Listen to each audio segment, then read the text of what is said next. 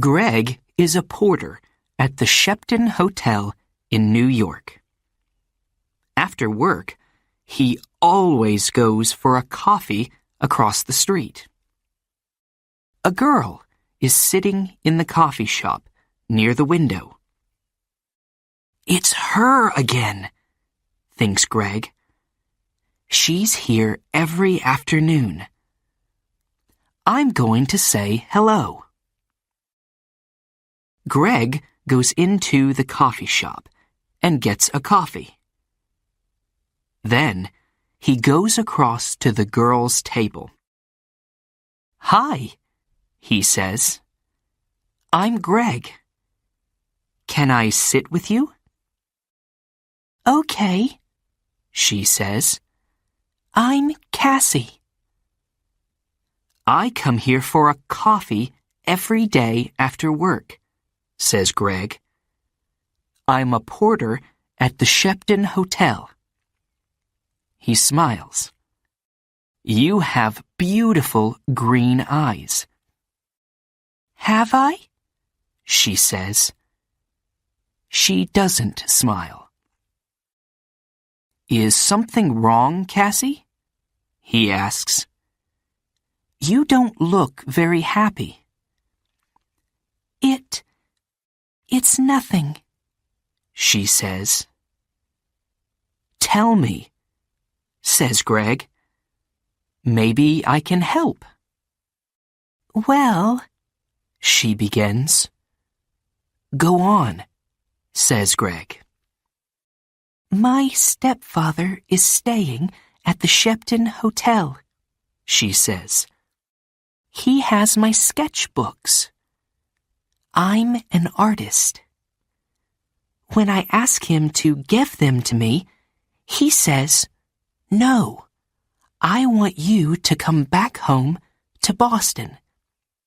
But I don't want to go back to Boston. He's not nice." "How long is he going to be at the hotel?" asks Greg. 2 more days," says Cassie. "He's in room 724. "Maybe I can get the sketchbooks for you," says Greg. "Maybe I can get into his room." "Can you?" she says. "Meet me here tomorrow afternoon at 4:30, says Greg. "Okay.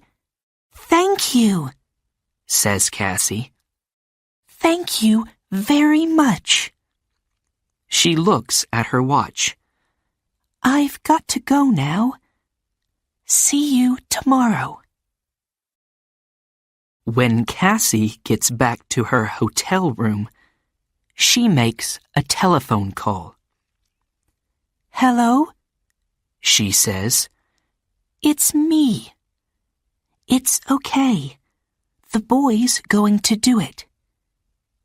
"Yes, I'm going to get them from him tomorrow afternoon." "Okay, I can meet you there the morning after, at 10 a.m. Don't forget to bring the money, $2,000.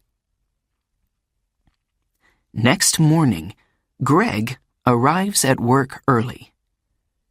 He goes to find room 724. "I have to wait for Cassie's stepfather to go out," he thinks. "I don't know his name, but it doesn't matter." Greg watches the door of room 724. He sees the girl come to clean the rooms.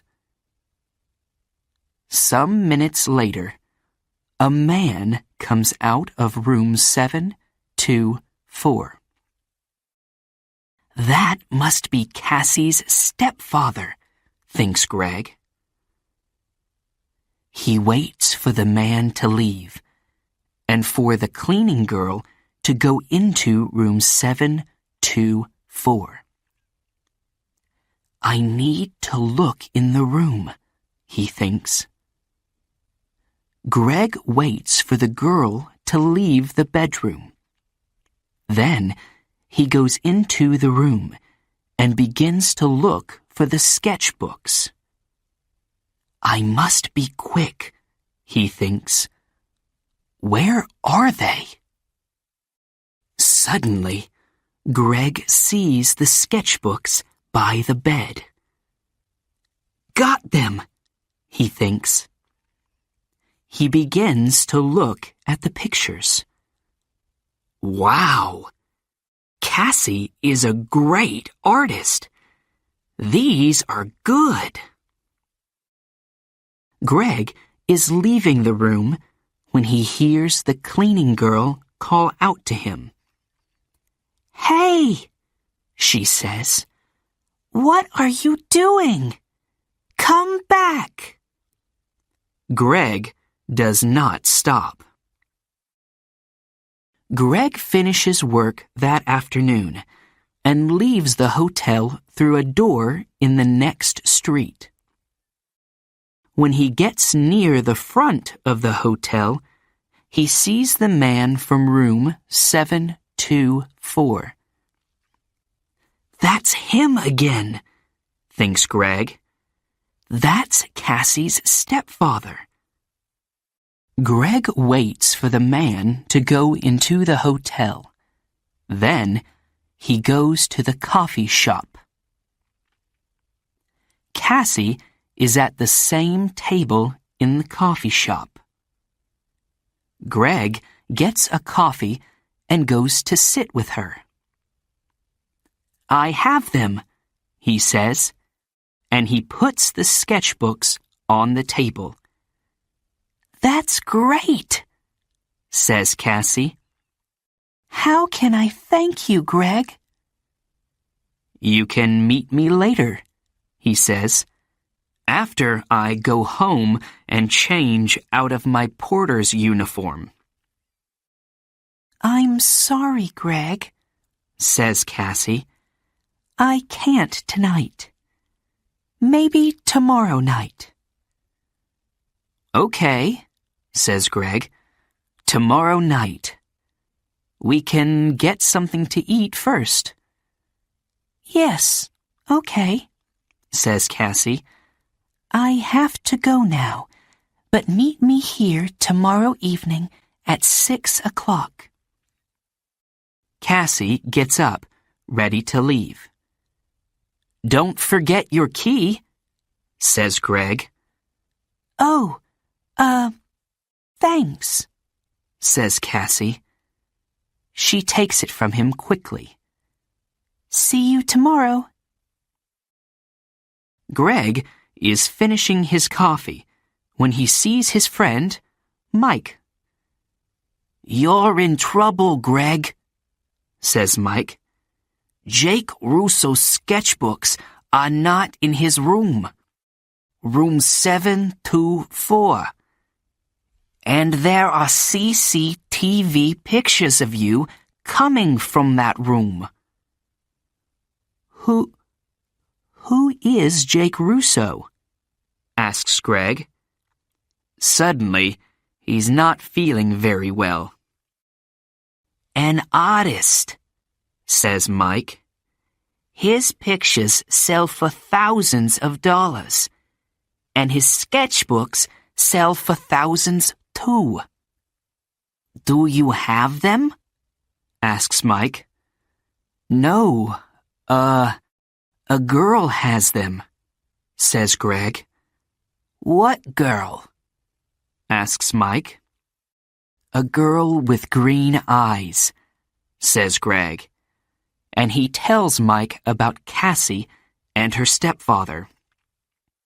But it's not true, says Mike when Greg finishes speaking.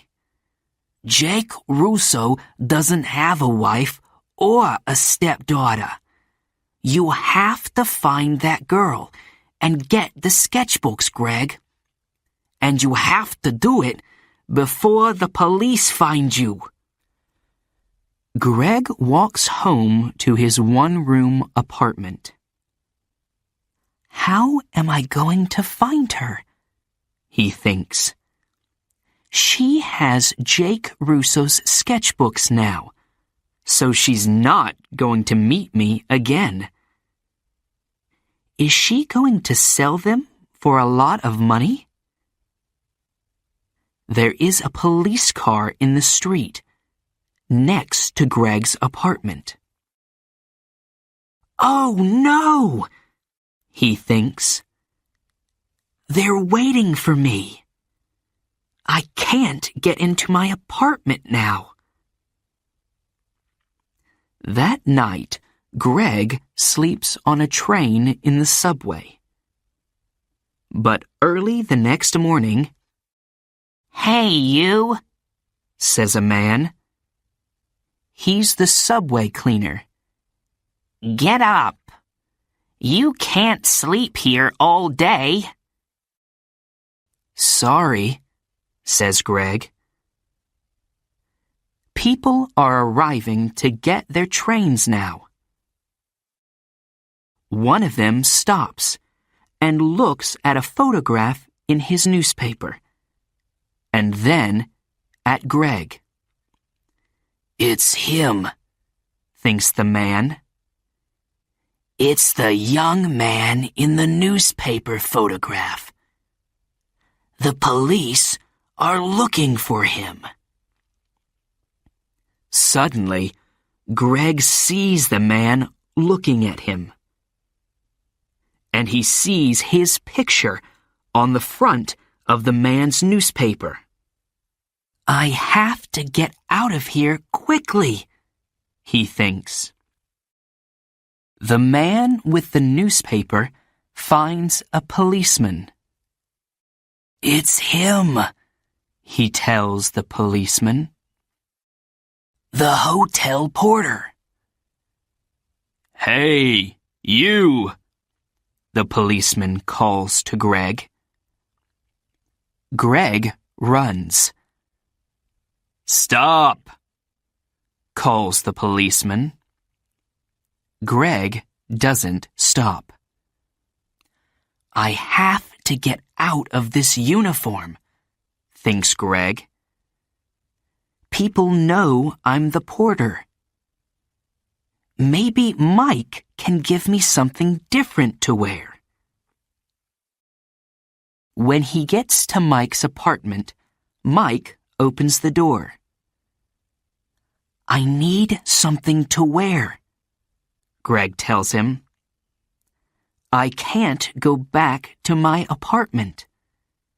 My picture's in the newspaper and—" "Yes, I know," says Mike. "It's okay. Come in." "Where's the girl?" asks Mike. "Do you know?" "No," says Greg. "What can you remember about her?" says Mike. "There must be something to help you find her." "Yes," Greg says suddenly. "Her key! A key to a room in the Dolphin Hotel. It's a small, cheap hotel near 42nd Street. She must be staying there." "What's the time?" "Nearly 9 o'clock, says Mike. "Maybe she's there now," says Greg. "I have to go." "Thanks, Mike." 20 minutes later, Greg is near the Dolphin Hotel. Am I too late? He thinks. Suddenly, Greg sees Cassie come out of the hotel. "Cassie!" he calls. "Wait! I have to talk to you." Cassie sees him, but she doesn't stop. there is a car waiting for her. She says something to the driver and gets into it quickly. "Oh no," says Greg. "Pier 83, says an old man in the street. Greg looks at him. "What?" "The girl is going to Pier 83, West 42nd Street, for the Circle Line boat," says the old man.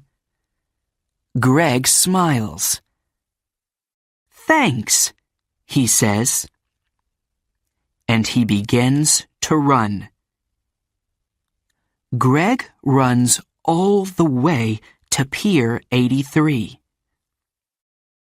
People are getting on to the boat, and he gets a ticket. On the boat, Greg looks for Cassie. But a woman with a newspaper is looking at him. "It's the young man in the picture," she tells the man with her. "Call the police, Eddie." The man gets his phone and calls the police. Some time later, Greg sees Cassie. She is talking to a man. But Greg does not see two policemen get on the boat. They quickly find Greg. "Where are Jake Russo's sketchbooks?" the first policeman asks him. "I don't have them," says Greg. "You don't want me. You want her. She has the sketchbooks." "Hey, look. He's right," says the second policeman. The two policemen move quickly to Cassie and the man. "I don't understand," says Cassie. "How?" "The two of you are coming with us," says one of the policemen. "You're in trouble." Later, Greg and a policeman take the sketchbooks back to the hotel. Jake Russo is very happy to see them again. "I'm sorry, Mr. Russo," says Greg, and tells him everything. "It's okay," says the artist, smiling. "But stay away from girls with beautiful green eyes."